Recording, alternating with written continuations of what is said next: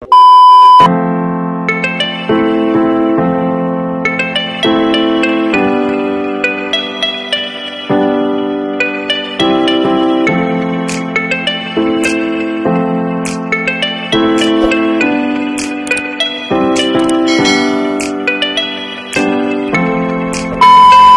guys, andito kami sa Vans Grills 7th Avenue.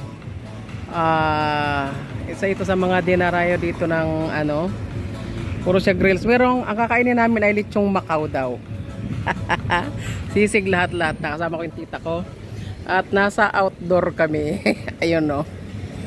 Yung pwesto namin. So dito kami nag-dinner after ng masigabong pag-construction worker.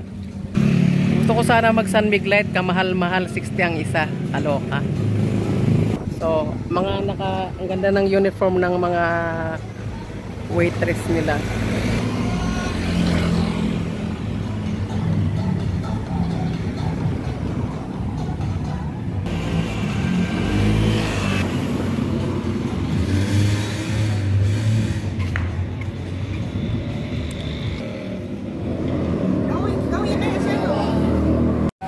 So guys, ito na ang aming order. Ito yung pusing-pusing na naman ang tita ko.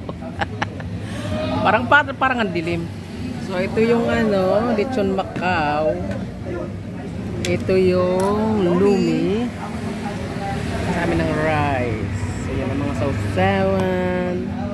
Mag-ano sana kami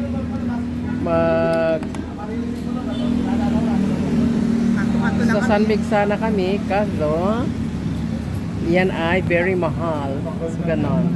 So, lumi guys. So, very affordable. But, actually, naman? Yammers! This it! That's it! Para for uploads lang. Tikman, anong lasa? Wow, may ganun. So, yan ang lechon Macau. 150 daw yan. Diba? Nice na rin. Very affordable. Diba? Kain guys! Thank you for watching. Bayad-bayad pa may time. Kanina walang tao, ngayon punong-puno na. Bayad na kami. Hindi namin naubos yung lumi dahil napakalaki ng serving. So babalot na lang.